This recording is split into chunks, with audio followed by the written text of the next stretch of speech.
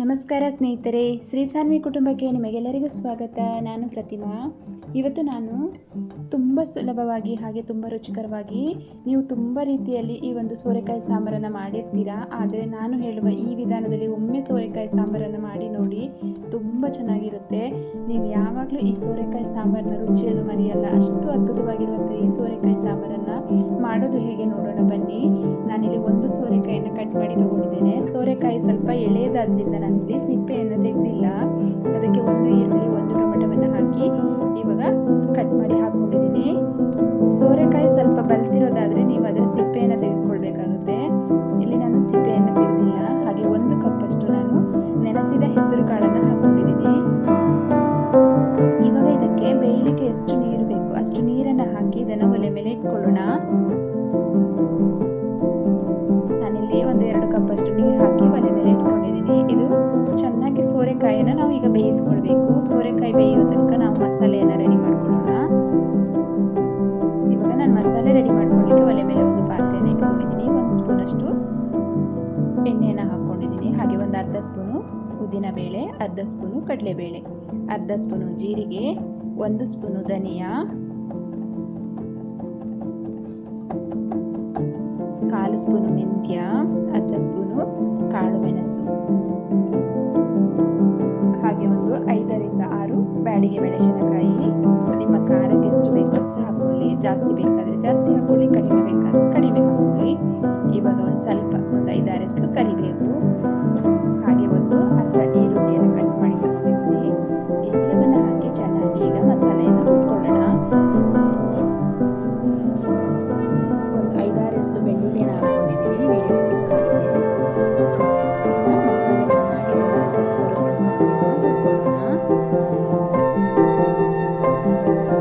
ಇದಕ್ಕೆ ನಾನು 1 ಕಪ್ಪಷ್ಟು ತೆಂಗಿನಕಾಯಿ ತುರಿಯನ್ನು ಸೇರಿಸ್ತಾ ಇದ್ದೀನಿ. ಫ್ರೆಶ್ ತೆಂಗಿನಕಾಯಿ ತುರಿಯನ್ನು ಹಾಕ್ತಾ ಇದ್ದೀನಿ. ಹಾಗೆ ಇದಕ್ಕೆ 1/4 ಸ್ಪೂನಷ್ಟು ಇಂಗನ್ನು ಹಾಕೋಣ.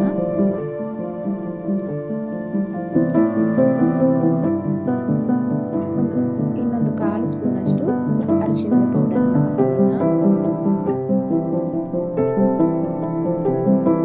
ಈಗ ಇದೆಲ್ಲವನ್ನು ಕೂಡ ಇನ್ನೊಂದ್ಸಲ ಚೆನ್ನಾಗಿ ಫ್ರೈ ಮಾಡೋಣ.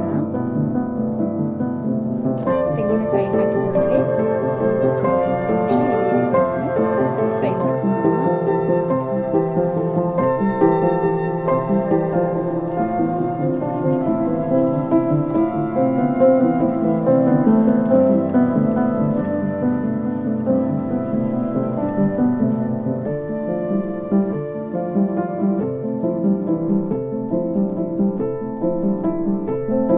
ಈಗ ಮಸಾಲೆ ಚೆನ್ನಾಗಿ ಫ್ರೈ ಆಗಿದೆ. ಸ್ಟವ್ ಆಫ್ ಮಾಡ್ಕೊಳ್ಳೋಣ.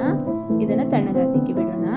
ಮಸಾಲೆ ತಣ್ಣಗಾಗಿದೆ. ನಾನೀಗ ಒಂದು ಮಿಕ್ಸಿ ಜಾರಲ್ಲಿ ಎಲ್ಲ ಮಸಾಲೆಗಳನ್ನು ಹಾಕ್ಕೊಳ್ತಾ ಇದ್ದೀನಿ.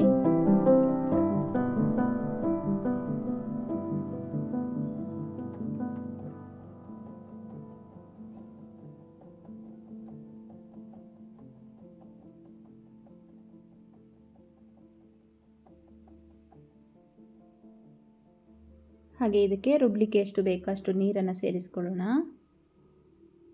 ಇದನ್ನು ಗ್ರೈಂಡಾಗಿ ನುಣ್ಣಗೆ ರುಬ್ಕೊಂಡು ಬರ್ತೀನಿ. ಅಂದರೆ ತುಂಬ ನುಣ್ಣಗಾಗೋದೇನು ಬೇಡ. ನಾನು ಮಸಾಲೆನ ಇವಾಗ ರುಬ್ಕೊಂಡು ಬಂದೆ ನೋಡಿ, ಇಷ್ಟ ಆದರೆ ಸಾಕು. ಈಗ ಇದನ್ನು ಸೈಡಲ್ಲಿ ಇಟ್ಕೊಳ್ಳೋಣ. ಒಲೆ ಮೇಲೆ ಇಟ್ಟಿರುವಂಥ ಸೋರೆಕಾಯಿ ಬೆಂದಿದೆ ನೋಡೋಣ. ನೋಡಿ, ಸೋರೆಕಾಯಿ ಮತ್ತು ಹೆಸರು ಕಾಳು ತುಂಬ ಚೆನ್ನಾಗಿ ಬೆಂದಿದೆ.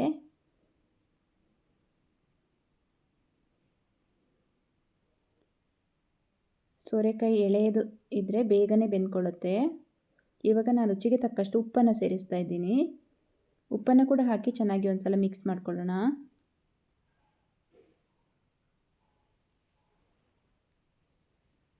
ಸೋರೆಕಾಯಿ ಸ್ವಲ್ಪ ಸಪ್ಪೆ ಸಪ್ಪೆ ಅನಿಸ್ತದಲ್ವಾ, ಈ ರೀತಿ ಸಾಂಬಾರು ಮಾಡಿ ನೋಡಿ.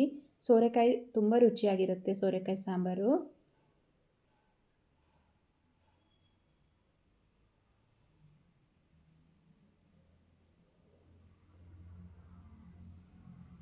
ಇವಾಗ ನಾವು ರುಬ್ಬಿಟ್ಕೊಂಡಿದ್ದೀವಲ್ಲ ಮಸಾಲೆ, ಅದನ್ನು ಕೂಡ ಹಾಕ್ಕೊಳ್ಳೋಣ.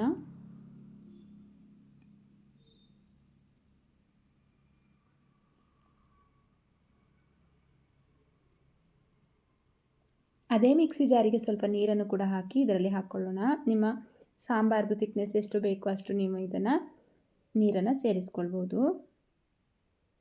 ಸೋರೆಕಾಯಿ ತುಂಬ ತೆಳ್ಳಗೆ ಮಾಡಿದ್ರೂ ಸೋರೆಕಾಯಿ ಚೆನ್ನಾಗಾಗಲ್ಲ, ಸಪ್ಪೆ ಸಪ್ಪೆ ಅನಿಸುತ್ತೆ. ಹಾಗಾಗಿ ಸೋರೆಕಾಯಿ ಸಾಂಬಾರು ಸ್ವಲ್ಪ ಗಟ್ಟಿ ಗಟ್ಟಿ ಇದ್ರೇ ತುಂಬ ಚೆನ್ನಾಗಿರುತ್ತೆ.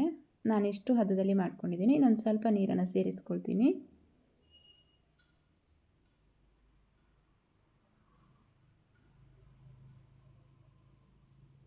ನೋಡಿ, ಈ ಹದದಲ್ಲಿದ್ದರೆ ಸಾಕು. ಇದು ಕುದ್ದ ಮೇಲೆ ಇನ್ನೂ ಸ್ವಲ್ಪ ದಪ್ಪ ಆಗುತ್ತೆ ಸಾಂಬಾರು. ಇದು ಚೆನ್ನಾಗಿ ಇವಾಗ ಕುದಿ ಬರಲಿಕ್ಕೆ ಬಿಡಬೇಕು ನಾವು. ಸಾಂಬಾರು ಚೆನ್ನಾಗಿ ಕುದಿ ಬರಬೇಕು. ಇವಾಗ ನೀವು ಉಪ್ಪು ಖಾರ ಎಲ್ಲವನ್ನು ನೋಡ್ಕೊಳ್ಬೋದು.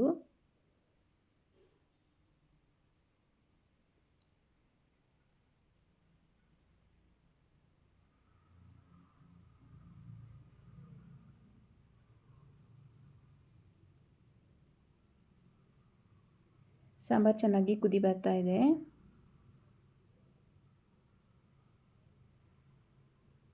ತುಂಬ ರುಚಿಯಾಗಿರುವಂಥ ಸೋರೆಕಾಯಿ ಸಾಂಬಾರು ರೆಡಿ ಆಗ್ತಾ ಬಂತು.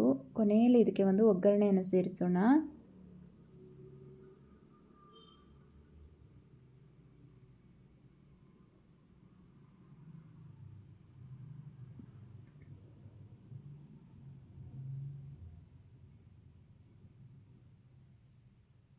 ನಾನು ಇದಕ್ಕೆ ಒಗ್ಗರಣೆಯನ್ನು ರೆಡಿ ಮಾಡ್ಕೊಳ್ತೀನಿ.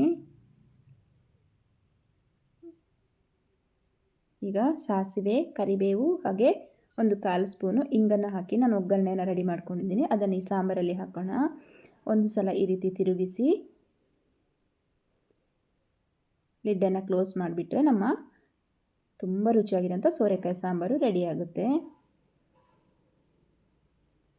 ಈ ಸೋರೆಕಾಯಿ ಸಾಂಬಾರಿನ ವಿಡಿಯೋ ನಿಮಗೆ ಇಷ್ಟ ಆದರೆ ಒಂದು ಲೈಕ್ ಮಾಡಿ, ಶೇರ್ ಮಾಡಿ, ಕಮೆಂಟ್ ಮಾಡಿ.